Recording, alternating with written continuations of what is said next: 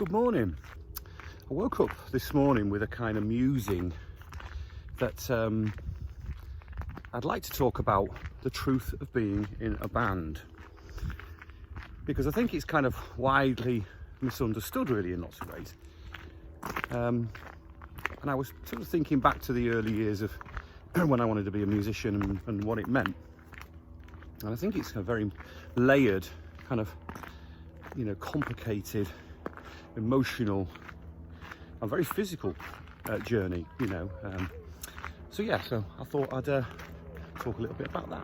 So I guess the first thing to discuss and to examine is what motivates. What's the first point of motivation for a young person to want to join with a group of other people and make some music? Well, of course, inevitably I think that we're inspired and cajoled, if you like, by our appreciation of the music that we find ourselves interested in. Now, in my case, that was hard rock, driven by the exposure to lots of different types of music. My dad and my mum were both huge music fans. I've talked about this many times before, but it was an enormous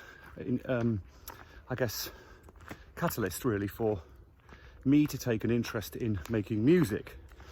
Now, I didn't know it at the time, but really my personal interest has always been about telling stories, because I realise now as a lot older person that most of the artists that I really loved when I was a kid were storytellers and were giving me information. They were allowing me into their world to understand the world through their prism, if you like, and it has an enormously impactful sort of result, doesn't it? You as a young person are often enthralled by this music or the music that you listen to in ways that you can't really fully understand. It's all around you, it's part of you. You wake up thinking about it, you go to bed dreaming of it, you watch in my case there wasn't a lot of videos to watch, but you saw the bands on TV back in the day. I got the magazines. Kerrang, inevitably ended up becoming my Bible. But what I'm trying to say here is that the foundations of being in a band are built off the back of wanting to emulate your heroes, but that is entirely driven by a spark that ignites in you as a person. That isn't about ripping somebody off. It isn't about wanting to do the same things. It's about trying to achieve the same feeling for yourself that you get from listening to that music. And hopefully, part of the desire is to pass it on to other people. So yes, inevitably, the early years are incredibly important when you want to be in a band. And I can remember the feelings of intense desire, not just small stuff, literally it completely and utterly obsessed me. I couldn't afford a guitar for a long time, so I bought Marshall catalogues. I sent away a Marshall catalogue for the amplifiers and also for Fender guitars.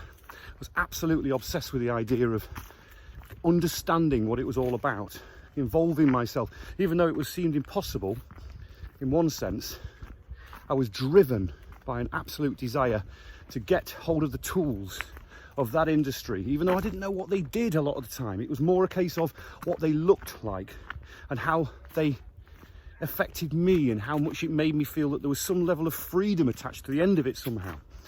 And I think that's kind of a big part of wanting to be in a band, is the sense of having a different type of life, living a different style of lifestyle that was not run-of-the-mill, and I think you are a particular type of character.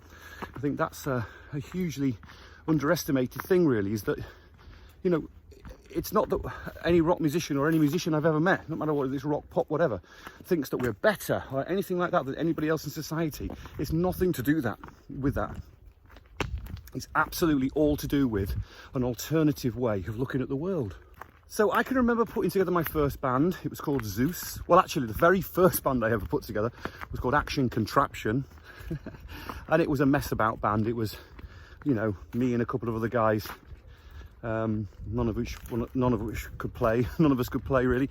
But it was that early doors, and actually, you know, the fact that we made the effort to drag our, you know, second-hand guitars, or in my case, fifth or sixth hand guitar that I painted with, sprayed with car paint, to a caravan. It was a caravan, to get together and try to do it. Now, we didn't really know what we were doing, but that didn't matter. The fact is, a massive part of this the whole reason why bands exist is the relationships that you build, which are really important. And it's a kind of socialization, really.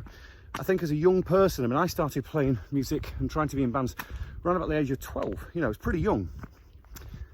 And I was, you know, immediately, you know, sort of passionate about it.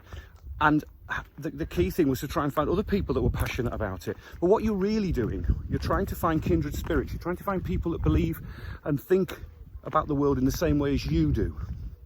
And therein lies part of the problem of this whole endeavour of being in a music project or a music band, because clearly we're all different, you know.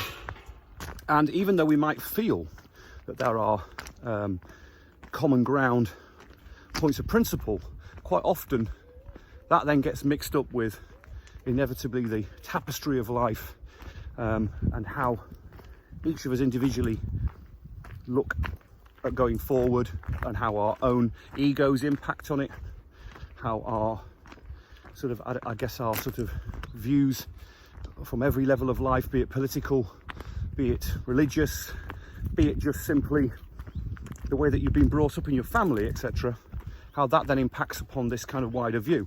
And so it's a kind of journey into the unknown. That's the only way I can sort of describe it. But you struggle forward, you know, and it's I found myself, for instance, becoming very much the kind of leader from the very off. And it wasn't like I wanted to dominate. I really don't. I never have wanted to. I don't feel a need to be arrogantly in control or a control freak. I've never felt like that. Others may disagree, but I don't think I have. It's more about having a vision. And I think a huge part of being in a band and achieving success is having a vision, having a concept in your head that you cannot escape. It seems inevitable to you and nothing will stop you getting there. You know, it becomes a sort of, like I say, a waking dream. You know, I can remember being at school, secondary school, and all I thought about was how I was going to get further down the line. I mean, an awful lot of that was, you know, was I guess propelled by some terrible experiences I had at school through bullying and stuff. But now I realise as an older person that you know, that was just the incentive. That was the fuck you idea. But really, underneath all of that, I had a true calling, a true desire to want to make music that could genuinely affect people, that could bring something positive to people's lives. I had this vision early on when I saw Freddie Mercury on TV performing We Are the Champions on Top of the Pops. I think it was a video, I think it was live concert footage. And I found that immediate connection. I wanted to do what he was doing. And why? Because I could see the effect on the audience in front of him and how tremendous that felt for them to have somebody on that stage somehow connecting with them and giving them a reason to believe that things could be better. And I can remember thinking those things, even though I didn't fully understand it. That was the root of my personal, my personal journey. So inevitably one thing leads to another, and my early bands, Action Contraption at school, were just that. It was the scratching on the surface of the paper. It was the tip of the iceberg. It was trying to get an understanding of what it could be. But of course, one thing leads to another. We get older, we start to try to figure ourselves out, and the strength of that feeling only got deeper and deeper for me. It was unavoidable, and I started to realise that clearly the people around me weren't feeling the same sorts of things, you know. So inevitably people drop away, and what that does is it puts question marks in your own head about why. And I can remember thinking and feeling sad that, you know, that relationships hadn't developed in the way I'd hoped they would, and the music wasn't going anywhere, but also feeling completely compelled to work through that and find an alternative way. And of course, inevitably that just means building more relationships and stronger relationships with people that inspire you. So inevitably what happens around this kind of period is there's a kind of acceptance that you're not going to be doing the things that everyone else is going to do, which has massive implications. I don't think there's a musician out there that I've ever met that doesn't regret, for instance, going to university, wishing they'd gone to university rather, those that didn't do it. I mean, there are lots of musicians that I've met that did go and got great degrees and all the rest of it, but actually, from the people that I've met that have been in the most successful bands, they didn't. And it is a group regret. I regret I didn't go to university and have that experience, but it's kind of like an inevitability, really. Once you get on the roller coaster of wanting to be a professional musician, and you don't even use that term. Being a professional musician doesn't even come into your head. It's more about, again, the fantasy, the desire, the glory aspects of wanting to be in that situation where you're traveling. I can remember sort of lying awake at night when I was a late teenager, just dreaming of what it would feel like to be in the back of a van, the fabled band van, traveling down the motorway with the back of the van full of gear to turn up at some club and roll out and put the gear on the stage and make a racket and everyone love it, Now, I wasn't really at that particular time thinking about the bit in the middle, which is why we were doing it. And now, of course, I've explained a lot of the reason why I think most people who get into a band do it is for all the things I've described. But you start to have a realization that it has to mean something. You have to have something to say. There has to be a principle, a reason. And having a vision just to be in a band isn't enough. There is a whole, there is a whole requirement which comes upon you quite suddenly, actually. That the reason why you love the bands that you did yourself is because they have a genuine message. They have a principle sound. There is something, authentic and completely honest about the greatest bands, where their conviction to their music is the blueprint and the guiding principles behind the reasons why you continue to like them and continue to follow them. One of the best examples I can think of this, and I've said this so many times, but it is so true, is Ronnie Dio. His journey through Elf into Rainbow, then into Black Sabbath, then into Dio. That determination, that commitment to himself, and then commitment to other people to create some of the greatest rock music, in my opinion, ever created, is, you cannot underestimate that. So inevitably, your kind of convictions to that crash headlong into the need to somehow take part in society as an older person. Like I say, there's definitely a regret with regard to university, because I think that would have given me foundations later on, but it's not something you think about at the time.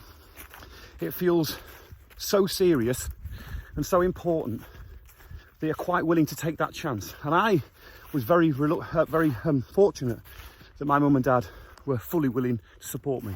Now, don't take that lightly. Having parents that are willing to stand behind their kids doing something that is artistic, with all that means, and the kind of inevitable sort of mystery that surrounds doing that sort of stuff, and the fact that it has no guarantees. There is absolutely nothing guaranteed about being an artist. It is a hope mentality, a hope industry.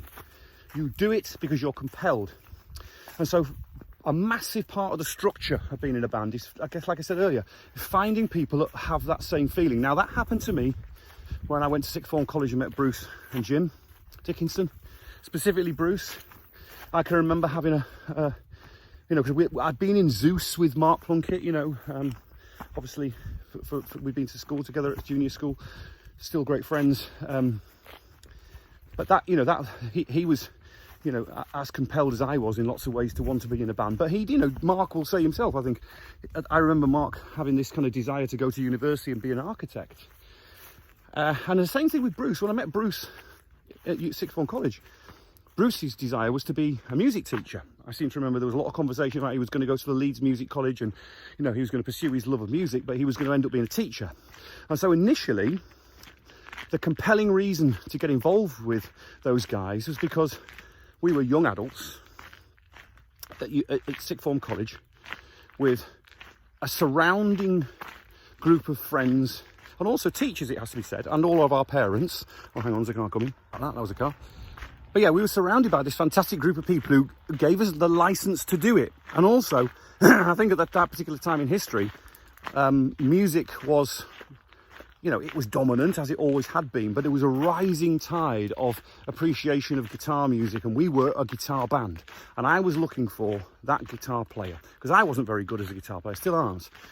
But to meet Bruce, who was naturally gifted, so much so that it was breathtaking to watch him play, was such a change, such a step up, such a completely and utterly compelling reason to carry on for me. Even though I don't think I would have ever quit, I was looking for a way to carry on. I mean, I'd spent a little bit of time playing with a band in Scarborough called Jepson. I'm still involved with Lionel Hicks, who was the drummer in that band. And they were the first serious band I ever played with, and they were a touring band. They were local heroes, and we used to sort of go and see their gigs and talk to those guys in the pubs, you know, when we were at sixth form. And they were hugely influential on us because they were actually doing it. They took it really seriously. They never talked about it as if it was a joke or it was a bit of fun. They were dedicated to it. They'd built their own lighting rig. We ended up buying their band van off them, so we could then carry on doing our own show. So it then becomes a kind of solidifying factor. Who else is going to go on this journey with me? How am I going to go forward with this? And so you're looking for the brightest and the kind of connections, you know. And I felt an immediate connection with Bruce. And we sort of, I think, both connected so deeply at a kind of creative level that I think I inspired him enormously. And he certainly inspired me enormously. Now, I'm not going to go around the houses with the whys and wherefores of why Little Angels ended up splitting up, but what I will talk about is the passionate realisation of a dream, because that's the most important bit. Little Angels were the sum of the parts. We were the right people at the right time in the right situation. Those planets aligned. Now, I find it frustrating when I've read other things about other people, how they talk about how, oh, it was rubbing each other up the wrong way that made the difference, you know.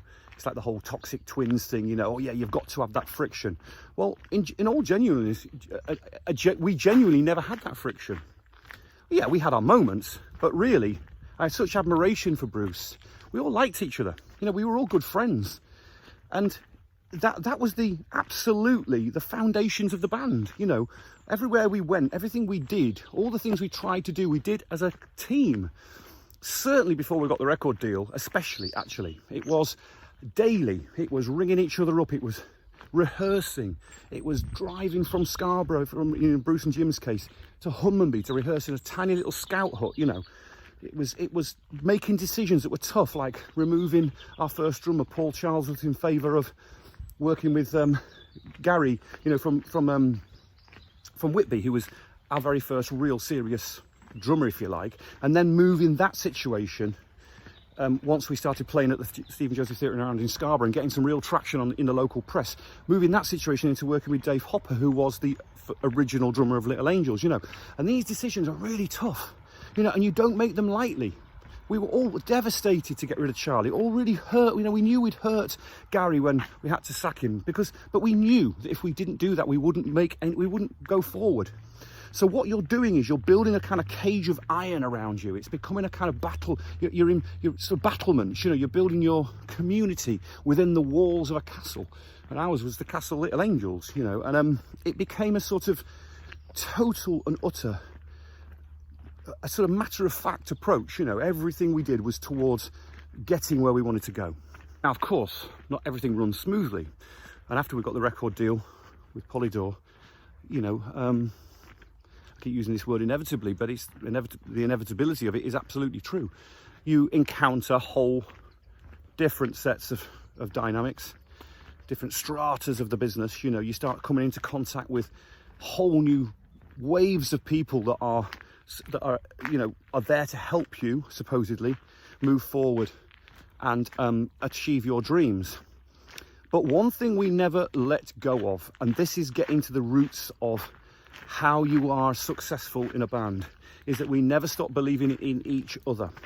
We might have had some terrible, difficult situations that sort of inevitably, again, developed over that period of time through the years of Little Angels. But really, the wheels came off the bus in different ways.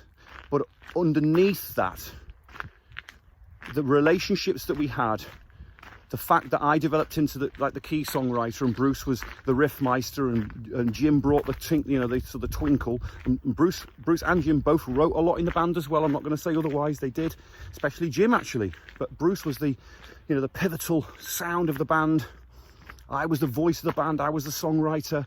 You know, we all pitched in. We always had fun. The rehearsals were always exciting, but it was the pressure. You know, and then it becomes a kind of whole different thing. What you start out wanting to do in a band changes if you get a record deal, and it becomes how you survive it, how you adapt, how you then deal with the situations. And it takes very strong characters to do that. And I think we all had very strong characters, and I think that's why we managed to last for 3 albums, you know, with a major label, with all the pressures that comes associated with. And so I think the truth of really being in a band is staying power. It's having the ability to use the things that you've got in your personality and in your character, and how you manage that, and how you manage each other, and how you find common ground, continual common ground, and continual respect. So when those things break down, the truth of being in a band is it falls apart. So really, I think the emotional context of being a player and being in a band, in my estimation and my opinion, is infinitely more important than the technical abilities, how you play an instrument, etc. It's about the core characteristics of a human being, and how you find other human beings that can relate and work with you and enhance your qualities, and you can enhance theirs.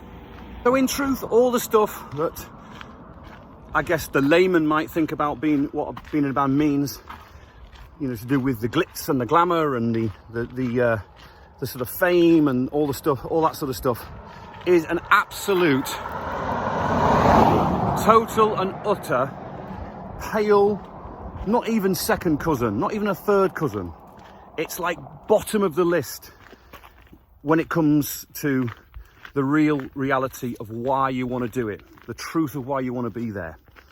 It's about characters. It's about, you know, being with your friends, looking at the world differently, having a chance, going for the dream, aiming for the sky, you know, and hoping that you're going to get there. And, you know, I think when a band splits up like Little Angels did, the sort of sadness of that isn't in the fact that you're not going to make, you know, a huge career. Is the fact that you've kind of lost your friends. I've heard lots of other musicians talk about bands are like a family, and yes, they absolutely are. Without a doubt, they are your brothers. They are the people that you rely upon. And I think, you know, that was the greatest experience, part of the experience that I had with Little Angels.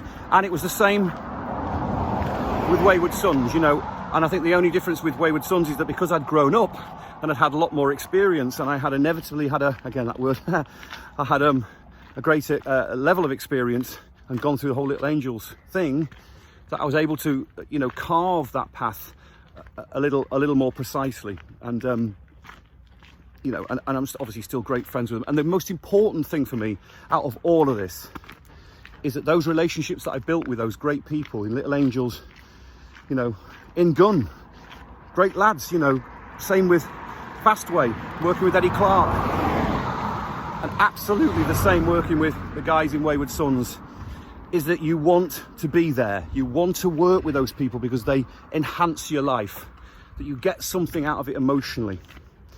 That's why I guess 95, maybe 96, maybe 97% of most musicians don't supposedly make it, well, I would argue that making it is finding some cool people to work with and having some fantastic times working with them.